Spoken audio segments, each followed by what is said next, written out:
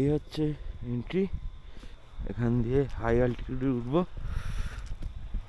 ঠান্ডা, হাত ফাত বরফ হয়ে যাচ্ছে,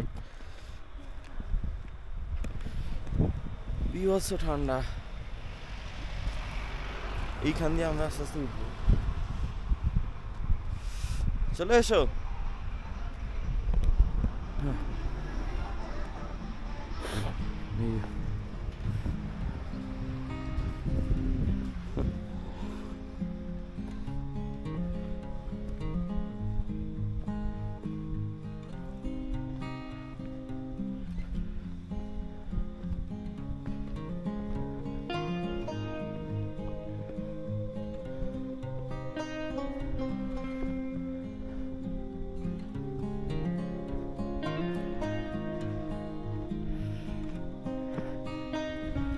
নিচ দিয়ে রাস্তা চলে গেছে, দেবাশিস উঠছে হাতে ট্রাইপড নিয়ে। সাবধানে উঠবে, সাবধান হলেই চিৎপটাং, দুর্ঘটনা ঘাটি।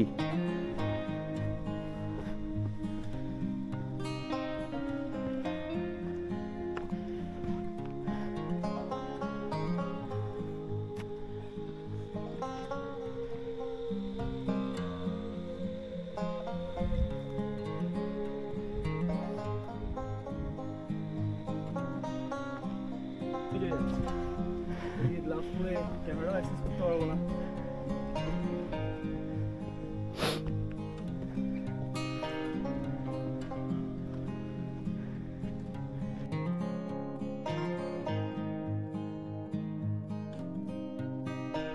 সকালবেলা ছোটখাটো একটা ট্রেক হয়ে যাচ্ছে।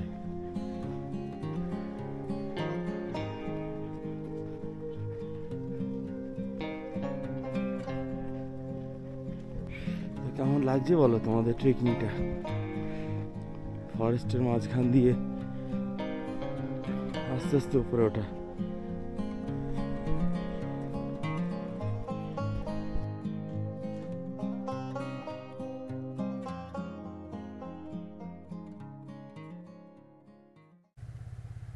তো বন্ধুরা, আমরা আবার বেরিয়ে পড়লাম। অপটিমাস প্রাইমের ফুয়েল এমটি দেখাচ্ছে, তেল খাওয়াতে হবে। আস্তে আস্তে আমরা আমাদের পাকরিন হোমস্টেকে বিদায় জানাচ্ছি, যা নিয়ে এগিয়ে যাচ্ছি।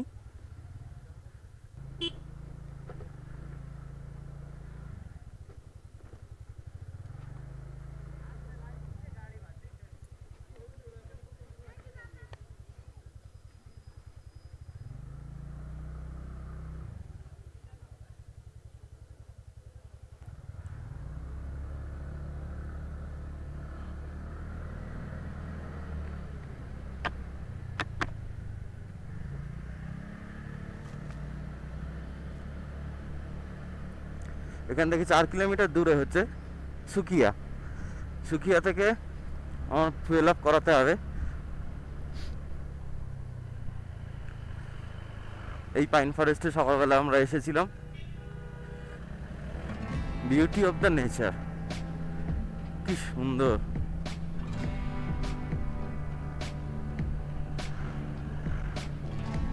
আস্তে আস্তে এগিয়ে যাওয়া টুয়ার্ডস মিরিক, প্রকৃতিকে সঙ্গে করে নিয়ে।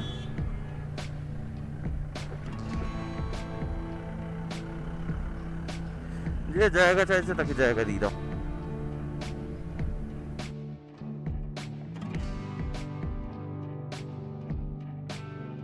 খারাপ লাগছে জায়গাটাকে ফেলে আমরা আরো নিচের দিকে নেমে যাচ্ছি, সমতলের কাছাকাছি।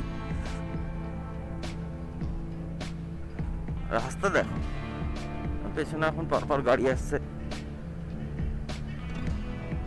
রোদটা উঠেছে বলে একটু ভালো লাগছে, নাহলে হাত ফাত কনকন করছিল। গ্লাভসের আন্ডারে লাইনার পরে নিয়েছি, তবুও কনকনানি যায় না।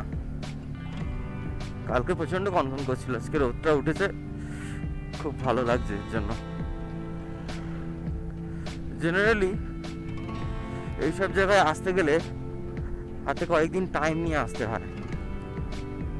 আমরা যেহেতু রাইড করছি এক জায়গা থেকে আরেক জায়গায়, সেই জন্য বেশি টাইম আমরা দিতে পারছি না।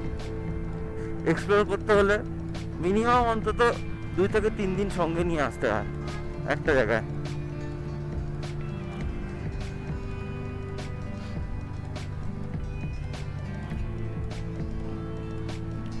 এখান থেকে সুখিয়া মাইল ফলকে দেখাচ্ছে আর 3 কিলোমিটার। মাসে খিদে পেয়ে গেছে কাল থেকেই, বেচারাকে অভুক্ত রাখতে পারি না বেশিক্ষণ, মানে আমাকে কাঁদিয়ে ছাড়বে শেষকালে। তোমাদের ভিউগুলো কেমন লাগছে অবশ্যই কমেন্ট করে জানিও। এই দেখো এইখান দিয়ে আবার একখানা ফরেস্টে ওঠার জায়গা রয়েছে, এখানে জঙ্গলটা আরো ঘন। ফটোগ্রাফি যা আসে না এসব জায়গায়, কিছু কিছু আমি ফটো তুলেছি যেগুলো আমি ইনস্টাগ্রাম হ্যান্ডেলে শেয়ার করব, তোমরা দেখো। যদি ভালো লাগে তাহলে কমেন্ট করে অবশ্যই জানিও।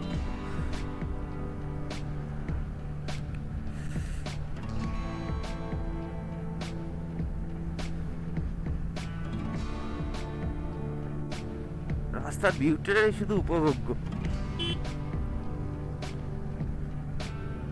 সাধারণ। এইসব দৃশ্যের জন্যই তো এখানে ছুটে আসা। আমাদের সমতলে কি আর এইসব সৌন্দর্য পাবো না।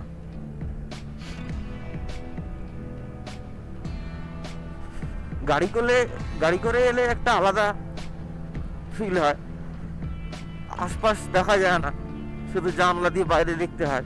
বাইকে এলে তোমার পুরো 180 ডিগ্রি পুরো খোলা থাকে।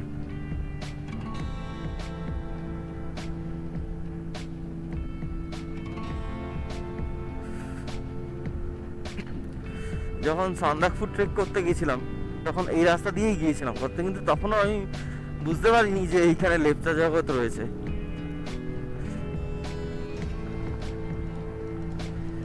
মিম টি এস্টেট এরিয়া।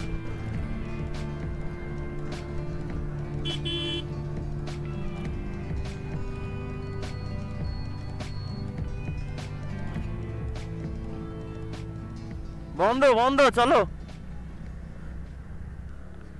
বন্ধুরা, আমরা সুখিয়াতে ঢুকে গেছি। এখান থেকে ডান দিকে 7 কিলোমিটার হচ্ছে মানেভঞ্জন, সান্দাকফু 39, বাগডোগরা 81, এনজিপি 74, শিলিগুড়ি 69, আর মিরিক হচ্ছে 25 কিলোমিটার। তার মানে আমাদের আরও 25 কিলোমিটার যেতে হবে। ফালুট হচ্ছে 60, রিমবিক হচ্ছে 53।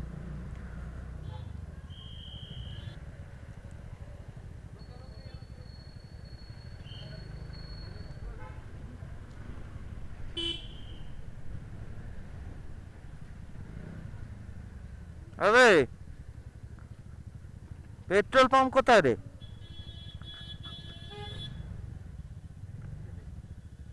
भैया पंप किधर है? पेट्रोल पंप ऊपर ऊपर है पंप। আরে পেট্রোল পাম্প তাতে কি হয়েছে? পাম্প থেকে ভরিয়ে নিয়ে তারপর আসতাম। চলো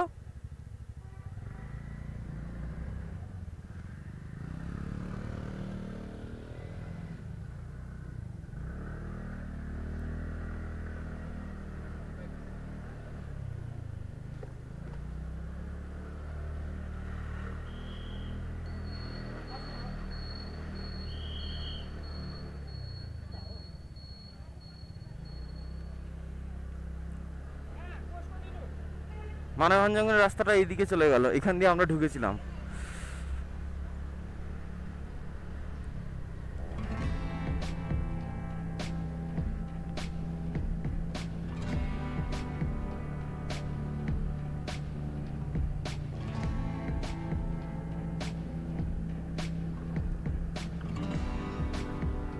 জঙ্গলগুলো দেখো একটুখানি তোমরা।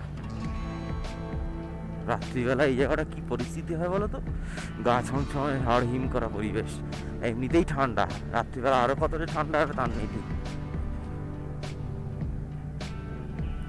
বন্ধুরা, মিরিক আর এখান থেকে 12 কিলোমিটার, কিন্তু আমার এখনো ফুয়েল অফ করানো হয়নি, একটু চিন্তায় রয়েছি। যদিও এখনো রিজার্ভে যাতে এলাসে হয়ে যাবে। রাস্তাটা খুবই স্লোপি, আস্তে আস্তে অনেকটাই নিচে নেমে এসেছি আমরা।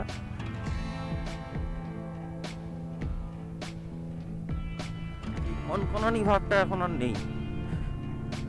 জানি না এখন মেরিকে গিয়ে কি দেখবো।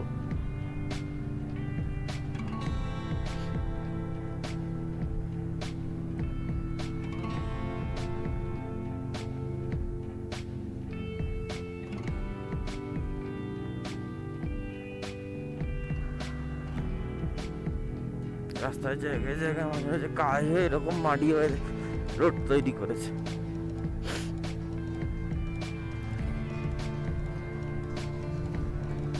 রাস্তা হাই উঠছে,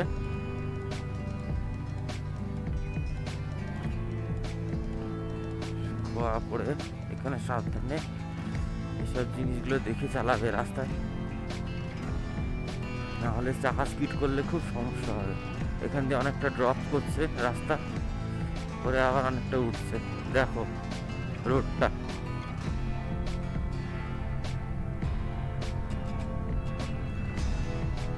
B alert, accident hurt. Pick up মেরে এখানে তুলতে হবে।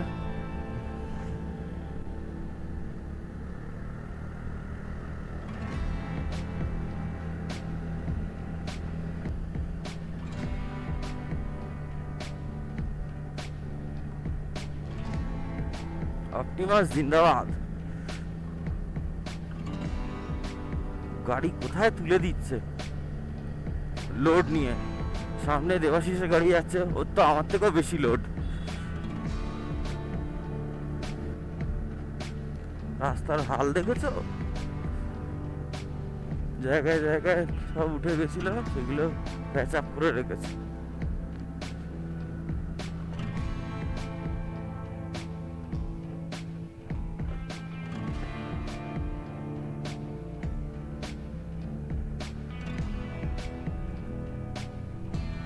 মিরিক এখান থেকে আর 8 কিলোমিটার।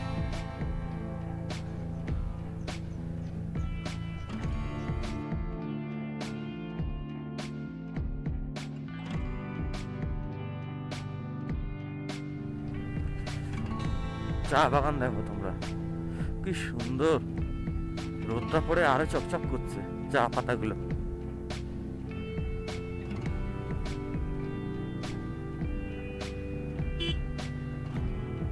ভিউটা দেখো।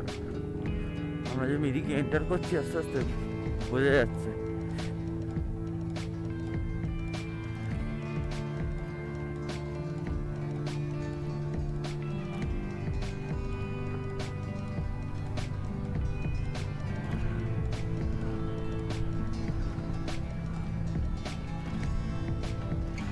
গোপালধারা টি এস্টেট, এই জায়গা, এই টি এস্টেটের ভিতর দিয়ে আমরা যাচ্ছি এখন।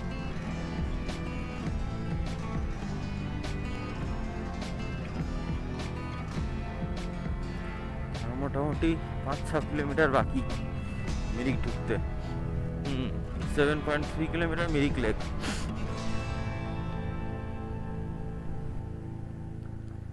ওকায়তি টি এস্টেট।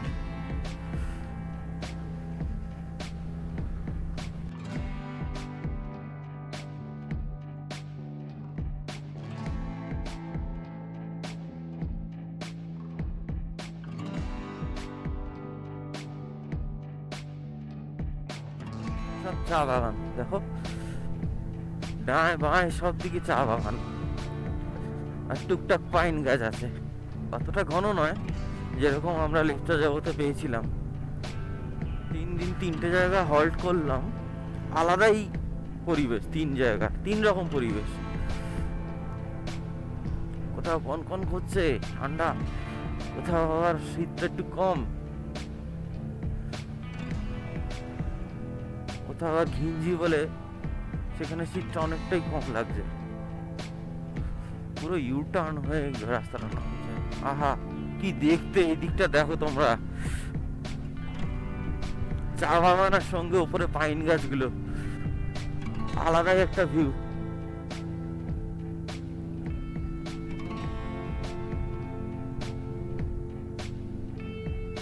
পাহাড়ের কোলে লাল টুকটুকে বাড়িটা দেখো, কি সুন্দর লাগছে।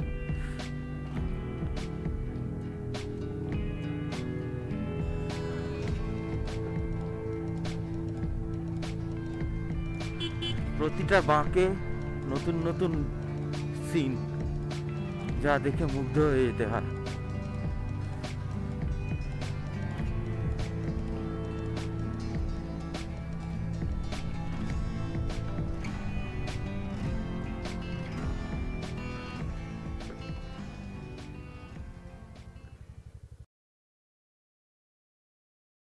এই যে বন্ধুরা, আমরা আছি এই হোমস্টেটা, যশোদা হোমস্টে।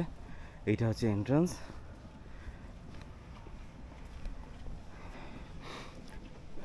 সত্যি গাড়িগুলোর জবাব নেই, কত খাড়া খাড়া পথে টেনে তুলে দিয়েছে আমাদের, কোথাও কোনো সমস্যার সৃষ্টি করেনি। এইটা হচ্ছে আমাদের এন্ট্রান্স।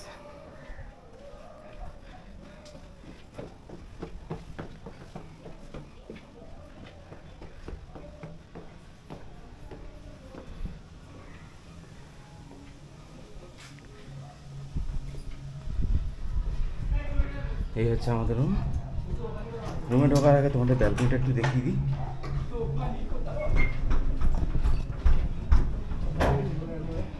দেখো, এখান থেকে মেরিক লেকটা পরিষ্কার দেখা যায়। এবার রুমটা দেখাই।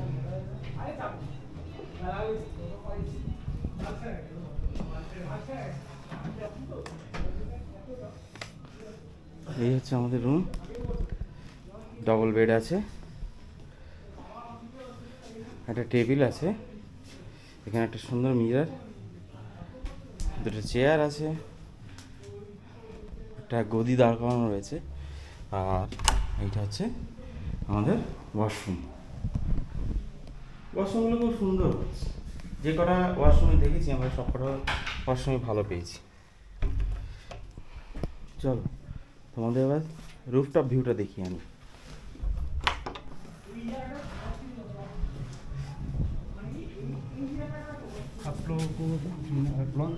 হ্যাঁ,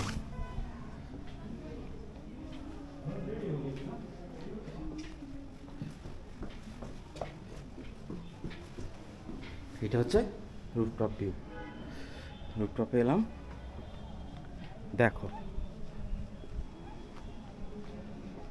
ভিউটা, শুধু দেখো, পুরো মিরিক লেকটা রুফ থেকে পরিষ্কার। এদিক পরিষ্কার, দূরে পাহাড়ও দেখা যাচ্ছে। এদিকে একটা হোটেল আর হোমস্টে রয়েছে, এদিকেও পাহাড় ভিউ। যিনি ওনার, তিনি বলেছেন এইখান থেকে নাকি এই যে গাছ দুটো দেখা যাচ্ছে, এইখান থেকে কাঞ্চনজঙ্ঘাকে দেখতে পাওয়া যায় ওয়েদার ক্লিয়ার থাকলে। খানিকটা দেখা যাক, যদি এখন কপালে থাকে। এই সাইডে একটা মনাস্ট্রি রয়েছে, এই যে মনাস্ট্রিটা দেখা যাচ্ছে।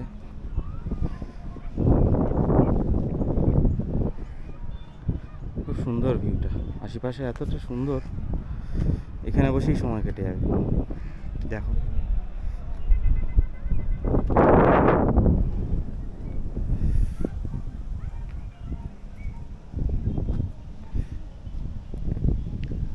তো কেমন লাগলো তোমাদের আমাদের এই মিরিকের হোমস্টেটা? কমেন্ট করে জানিও কিন্তু। আর এখন লাঞ্চ টাইম হয়ে গেছে, আমাদের বলে গেল যে লাঞ্চ করে নিতে।